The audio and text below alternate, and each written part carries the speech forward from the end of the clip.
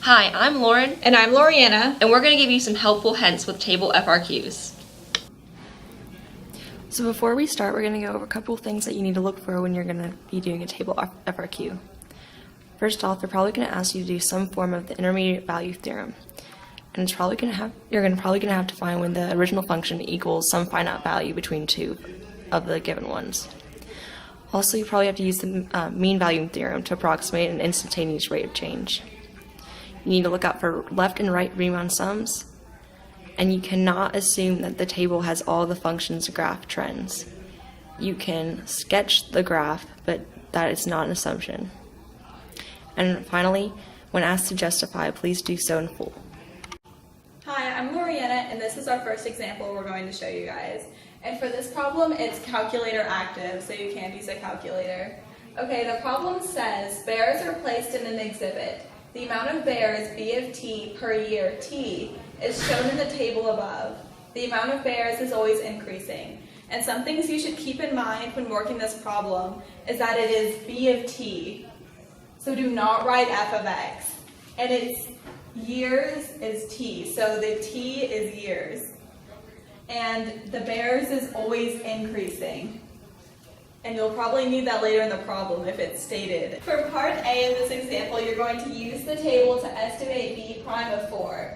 And to start this problem, what you're going to have to do is you're going to have to find the average rate of change from 3 to 5 in order to estimate the instantaneous rate of change at 4, which is another way of saying b prime of 4. What Lauren did was she wrote b of 5 minus b of 3 over 5 minus 3 because those are the times that we're trying to find the average rate of change over. And that is 16 minus 11 over 2, which is 5 over 2. And so b prime of 4 is estimated to be 5 over 2. Okay, for part B, it says, is there a time t on 3 to 6 inclusive at which b prime of t equals negative 6? Justify your answer. And for this problem, if you go back to the beginning of the question, it says that the amount of bears is always increasing. So that means that the instantaneous rate of change can never be negative. So the answer is no. Okay, for part C, it says use a trapezoidal sum to approximate the value of 1/6 the interval 0 to 6 dt dt. Explain what this means in context of the problem. Okay, the equation for a trapezoidal sum is the left sum plus the right sum over 2. So the first thing you're going to have to do is find the left sum. So what you're going to do is you're going to use the table, and it's in increments of 1 the whole time. So you have 1, and then you're going to multiply by all of the values except the last one because it's coming from the left. So you have 2 plus 3 plus 7 plus 11 plus 14 plus 16, and that's it. Once you do the calculating, you will find that the left sum is equal to 53. And for the right sum, it's in the same increment, so you'll have 1 times, and for the values, you start from the right and you go all the way over, except you don't do the last one. So you'll have 22 plus 16 plus 14 plus 11 plus 7 plus 3. And I'll pause so you can do some calculating. And the answer is 73. Yay! And then so you have right plus left over 2, so you have 53 plus 73 over 2, and that equals 63. Okay, so 63 is the trapezoidal sum. And the trapezoidal sum is an estimate for the integral of 0 to 6 of b of t dt. So what you're going to do is you have 63, which represents the integral, and then you're going to multiply that by 1/6. And that equals 63 over 6. Okay, so the second part of the problem, you have to explain what 1/6 times the integral means. And what this means is, it is the average value. So it is the average amount of bears that are in the exhibit per year on 0 to 6. And make sure to have your bounds, which is 0 to 6. Okay, this is our second problem, and we're going to look at this function is called L, and it is given as twice differentiable. And it says that L is a function that tracks the temperature of lithium over the time 1 to time 11 in degrees Celsius. And here we're giving that our time unit is minutes and our output unit is degrees Celsius. So we're going to move on to our first problem, part A, that says estimate L prime of 5. So we aren't actually given L of 5, so we're going to do a tangent line approximation between points time 4 and time 6. So we're going to do the L of 6 minus the L of 4 over 6 minus 4, which is 7 minus -1 over 2, which comes out as 4, and our units are degrees Celsius per minute. So L prime of 5 is approximately 4 degrees Celsius per minute.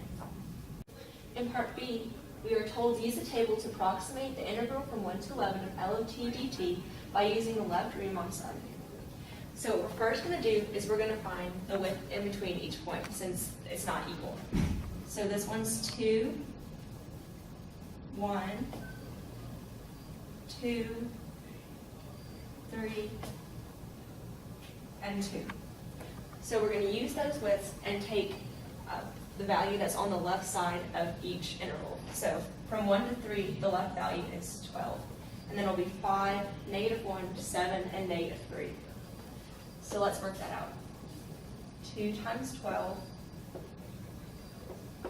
plus 5 times 1 plus -1 times 2 plus 3 times 7 plus 2 times -3. And when you add all this up, you're going to get 42. So that's your approximation. So part C asks, when using the table, find the least amount of times where L of t equals 0 on the interval 1 to 11. So what I used, and this isn't an actual justification, so you can't use this on the AP exam, but it's a good visual aid. Look at the table and go ahead and point the blocks on a graph. And you can see the least number of times that it must intersect. But you cannot rely on this because it doesn't have all the graph trends. We don't know if like this kind of does a little waving in the middle, or it could intersect the graph more times. But since we're only looking for the least amount of times given by this table, this is a good visual representation. But you're going to have to justify further using the intermediate value theorem. So when we use the IVT, we're actually going to use this initial condition that states that it's twice differentiable, because differentiability implies continuity, so that allows us to use the IVT. So now we can say that L of t is continuous on the closed interval 1 to 11, and we can make some statements. So the first real sign change is between point 3 and point 4. So we can say that the L of 3 is greater than 0, which is greater than the L of 4. And then we have another sign change here between 4 and 6.